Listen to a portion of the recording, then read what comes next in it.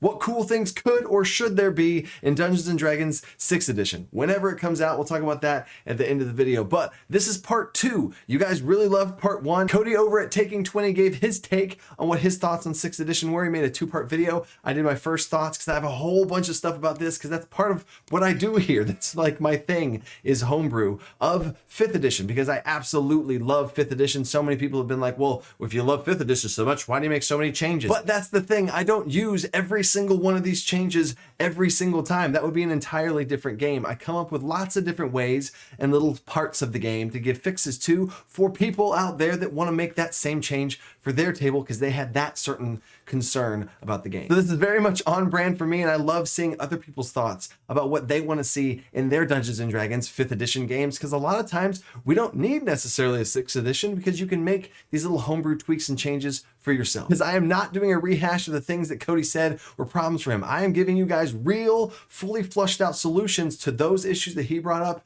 and more. The timing of this is crazy because I had other videos planned that I was going to release during my Kickstarter. But when Cody started talking about all this 6th edition stuff and different problems with 5th edition, hey, I'm already fixing those right now in Alcanar's Almanac of all things, which only has 6 days left to back it on Kickstarter. I don't know when you're watching this video, but it's about to run up. All these different stretch goals are unlocking, and the more people that join in right now, the bigger this thing's going to be. There are mass combat stretch goals that we're getting really close to unlocking, and there's an entire crafting system that I would love to dive into and completely flesh out to give you guys an actual crafting system, but we'll see how it goes. But back to Cody's part 2 video, it was eerily creepy how similar a lot of the stuff we're thinking is. And this is not just me saying this. I have videos for almost 2 years now where I've addressed a lot of the stuff that he's talking about with a lot of these changes. And I already have fully fleshed out solutions that are my version of solutions. And just like Alcanar's Almanac, the solutions that I'm giving you guys have multiple different options that you can tweak and change and be like, I like this version, I like that version. And of course, comment down below on what your tweaks of these different rules we're talking about, whether it came from something you saw of mine or something you saw of his, or anything that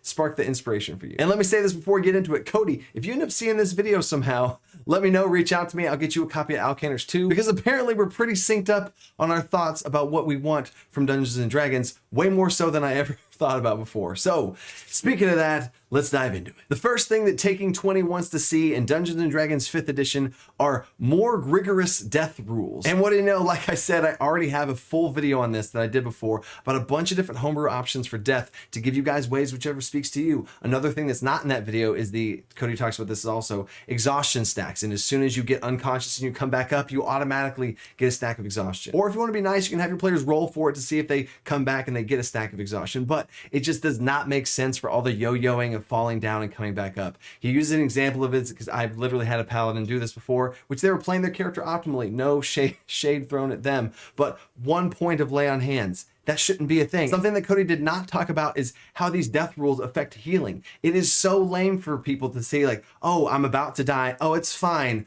Let me fall. I'll go unconscious. It's fine. Then heal me now. And then when I stand back up, now I'm okay. And then I can keep going like that. If your party member is very, very low on health, it should not be more optimal to wait for them to fall unconscious, letting them get closer to death, because it's not really that bad. They'll be fine. You heal them, they're back up. Everything's fine. No.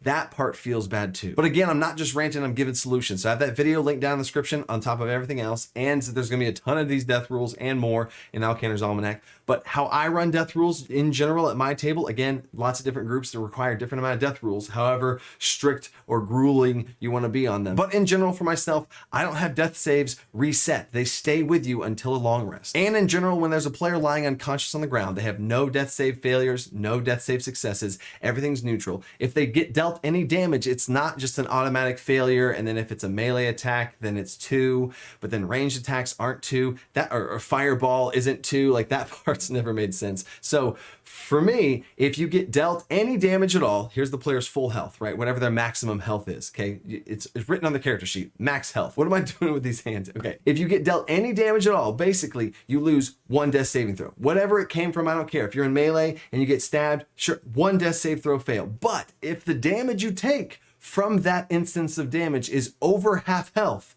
you take 2 failures, right? That makes a lot of sense because you took a lot of damage, whether it's from a melee stab or a ranged crossbow bolt or a huge fire. You took more than half of your maximum hit points and damage while unconscious, that's 2 fails. Not just the melee stab, the automatic 2 fails. That part never made sense to me. But if you take your entire hit point, there's the hands again. If you take your entire health and damage while unconscious, then that's an automatic death. But that should make sense. But anyway, you got the full video down below, and I have an exhaustion homebrew video where I kind of fix some exhaustion things, but that's a whole nother topic that Cody didn't talk about, but I'll put that down there too. And now getting into number 2, opportunity attacks are lame. And Cody talks about opportunity attacks versus attacks of opportunity. I did not play previous editions, older editions of Dungeons and Dragons to kind of instantly know what he was talking about. But here's a couple options for you and how you want to run opportunity attacks, because all of these things and more are going to be in Alcanar's Almanac, but I'm not trying to tell you this is the opportunity attack system that you need to do. No, I'm saying here's a bunch of different things that could trigger opportunity attacks that might make sense and maybe increase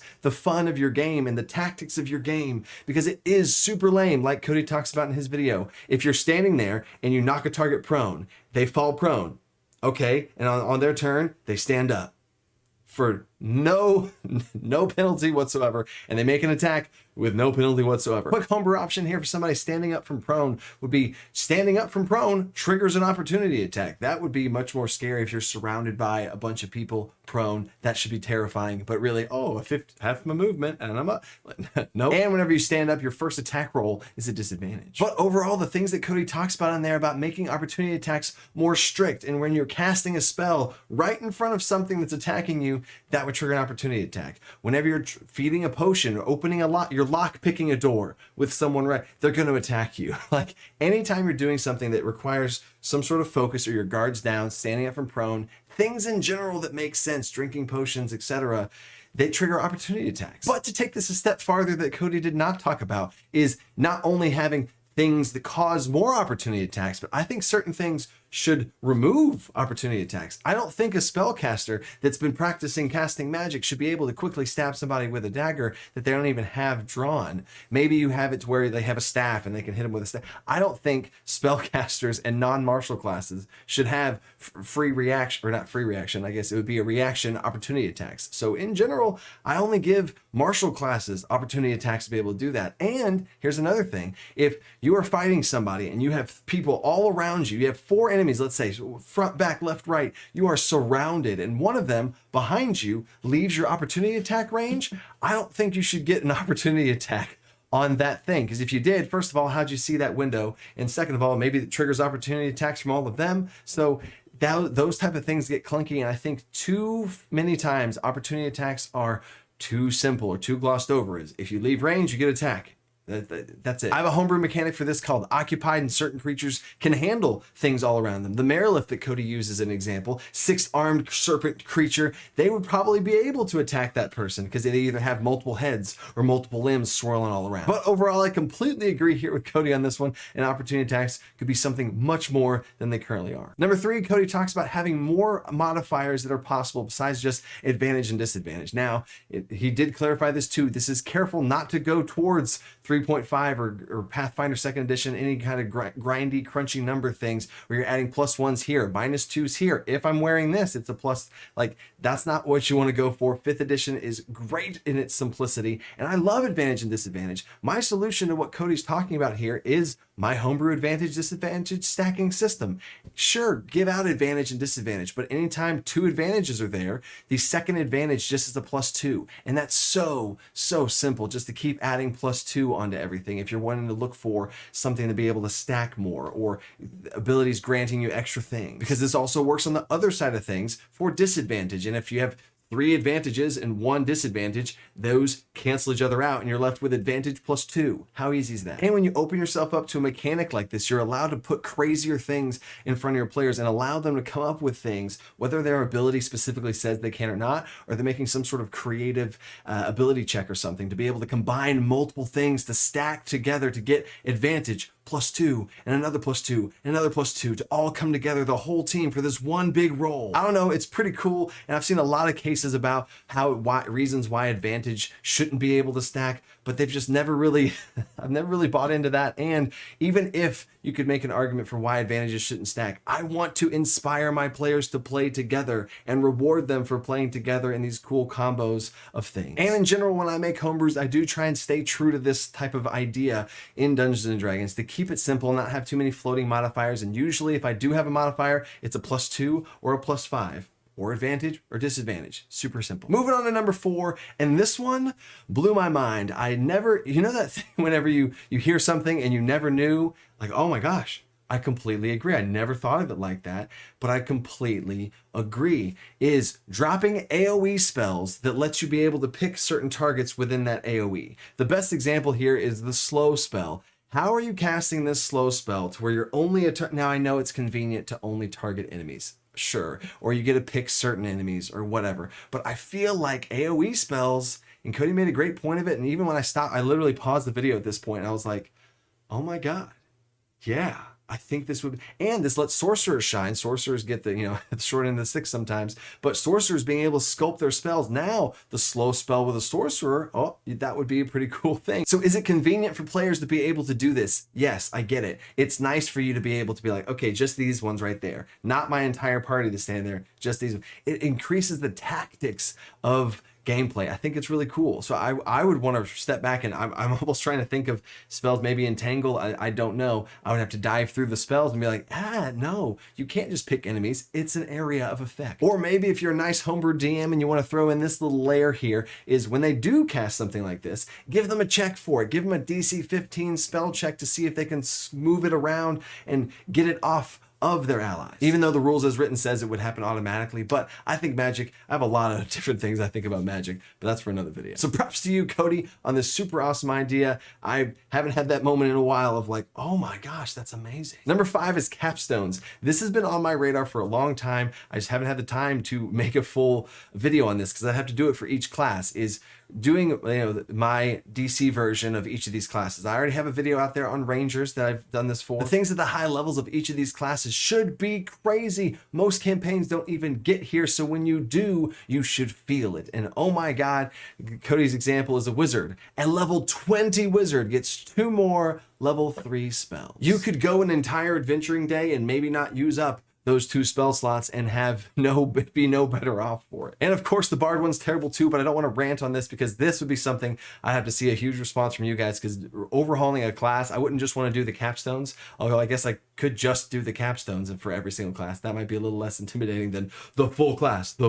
So comment down below if you want to see me do that. Monk's already on my radar for an entire monk overhaul, so there's that. But this one, I don't have a big list of homebrew capstone fixes. If that's something you guys want to see, I would totally tackle that. And speaking of classes, we're going into subclasses here for point number 6. And this is something, me personally, I have never felt as Cody has, or as the comment section has. I went down and looked through the comments too, is Hexblade Warlocks breaking the game in some way whenever people with high charisma take a 1 level dip into Hexblade. Anytime you have a level 1 feature that's super powerful and offers a whole bunch of stuff, it's going to open itself up for those dirty min-maxers out there, respect, to go snag it, grab it, and now they have something extremely powerful in comparison to what the other options are. But that would also be part of what I just talked about a second ago of doing an entire class overhaul. This would fix this as well. Eventually, I will do this. Maybe it'll be the next Kickstarter, overhauling all the classes and giving new shiny versions of them. I don't know. But one of that would be the solution to fix this level 1 thing, is that all the level 1 characters, this is another thing I want to do,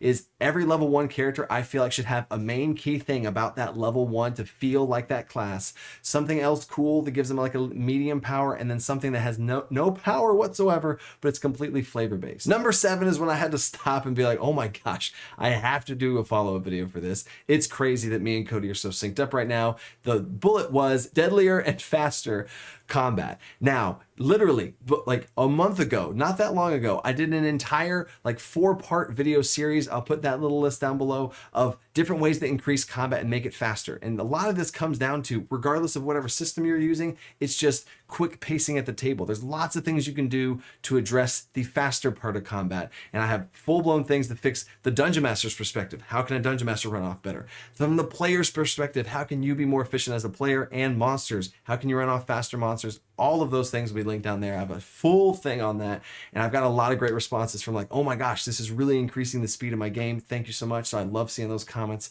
because I put a lot of thought into these videos. But on the deadlier side of things for monsters, I 100% agree that the CR system, of course, is broken. I've done also a whole video about how I don't use the CR system, and that's a whole nother topic about the CR system. But deadlier, yes, I should know this by now. It shouldn't surprise you if you know anything about me. I do not run monsters straight up from a stat block. I have not done it. I think I've done it once ever, and I never did it again. I homebrew all of my monsters, their health, their armor, their weapon damage, especially because yes, the best thing I think Cody said is he wants to see more damage and less health on monsters. And honestly, that's what I do with my monsters. I don't make them big, huge stacks of health that slowly whittle you down. That's not fun for anybody. So whenever I create and homebrew a monster, yes, if I want to, I will pull out the monster stat block and look at what a null is and see that and think, okay, cool. Okay, maybe some other pack tactics and stuff. Ooh, I want to have a whip that has bleeding damage onto it, has this gnarled whip at the end of there.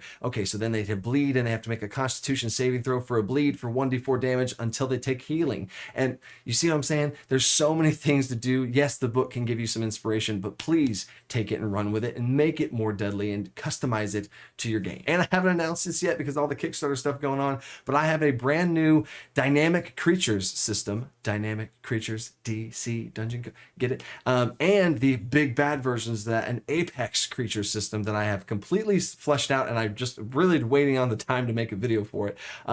That's coming. You're going to see little glimpses of it in the monster booster pack as part of the Kickstarter, but let me know down below if you want me to do a monster thing. There's a lot of different things in this video that I really love that Cody just blasted out there, and I want to see which direction I want to see my thoughts on. So of course, I'll be diving through the comment section of this video, seeing what you guys want to see and what kind of direction I want to kind of shift things in, because I love giving you guys what helps your games the most. And in Cody's video, he did the same thing, go through his comment section, and here's a little bit of bonus stuff to talk about. First thing was another thing that me and Cody are synced upon is the adventuring day system. I completely agree. I do not run every single adventuring day you have 3 or 4 encounters and you just every day you have some days it's just one big badass encounter. Oh my god, I don't purposely sprinkle in, like, the fights are what they are. I balance them to be what they make sense that would be in that story. Yes, I might throw a fight at them that's purposely built to whittle down resources, maybe strategically, but I'm not ever stick to like, I gotta give them 4 combats. Combats take forever.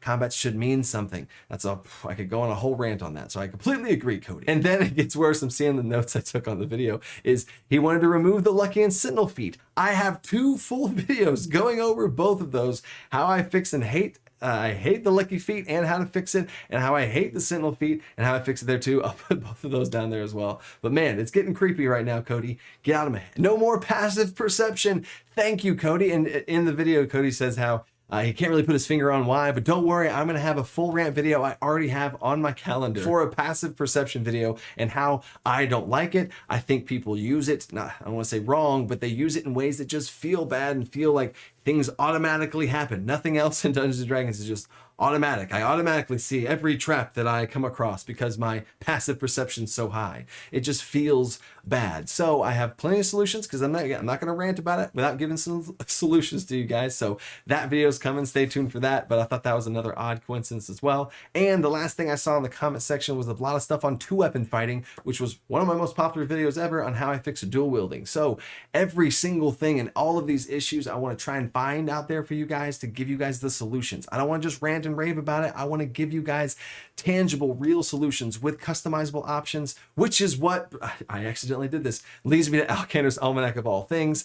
I have tons of videos, hundreds now, that's been doing this vision of mine to give you guys multiple options that you can pick and choose from to put into your games. Nobody should take Alcander's Almanac, which is an expansion to 5th edition, combat, exploration, social encounters. Nobody should take that book and just think that that is the new player's handbook and forget those rules. These are the new ones and use them all. That's not the design intent whatsoever. I want you to take them, read through and be like, that one's not for me. I feel like travel's fine. Ooh, but downtime though. I really like this downtime system. I want to do this. Show it to your players. A player that has Alcanar's Almanac, show it to your Dungeon Master. The conversations that I want Alcanar's Almanac to spark is the literal dream I have for this book. And that's the whole purpose, is I want you guys at the table, at your groups across, all over the world, to have conversations about the best way to play the game and not just see the player's handbook as the end-all be-all to everything. I pay respect to it, as I've said earlier in this video. All of the systems are very much in line with 5th edition, and I want to stay true to that. I want to inspire and give you guys the power to take even the rules that I give you and tweak those and run with those to have the best version of Dungeons and Dragons you possibly can. Time out. Let me say this too about 6th edition. I read all the comments in my last video, the part 1 of this thing, and a lot of people are like, oh, 6th edition, I don't like talking about 6th edition. It's but and I completely agree. Let me say first, I don't think 6th edition is anywhere close. I think 5th edition is killing it better than ever. Dungeons and Dragons, I have some behind the scenes emails that I get and get updated with some stuff from Wizard of the Coast. They are killing it right now, setting records. Oh my God. Why on earth would they release a 6th edition anywhere soon? They're about to release more books. I have a whole thing. If you want to see some videos on the Treasury of Dragons, Fizzban's Treasury of Dragons, I'm going to be doing some videos on that. We might get some early access stuff going there, but there's so much stuff coming out for 5th edition. I don't see them jumping ship onto a 6th edition, and it hasn't even been teased or announced in any way, so we are a long way away from 6th edition. But I think it's important to have these conversations. One, hopefully Wizards of the Coast sees this video. That'd be crazy if they see this video. That'd be awesome. Or the other videos, or different proposals from the community, from other content creators, to be able to make, once it eventually in the future comes out, because it eventually will, have the best version of 6th edition to take 5th edition and take it up a notch, which is what my entire goal is of this channel. That's why I make videos like this, and I'm not, no lie, you guys like them. The views, the performance, the likes and stuff. You guys like these videos, so I want to keep giving you guys what you like. But I wanted to address some of the people in the comments that were like, wow, another 6th edition. This is not clickbait. This is not some sort of like, oh, it's coming, but here's my thoughts that don't help anyone at all. You know what I'm saying? I think I like Cody's video of how he's talking about different things that kind of shake up the thing. And he made me think of the AOE spell thing. I've never thought about that before, and I'm now better off because of it. Hopefully you've seen this video and you're better off because of it, to start thinking about maybe this thought, or maybe this video is giving you a thought to inspire you to go run off and get your own homebrews, or check out Alcanar's Almanac and look at all the hundreds of homebrews in there. So until next time, keep staying creative with all these thoughts we're talking about. Think outside that box. Peace.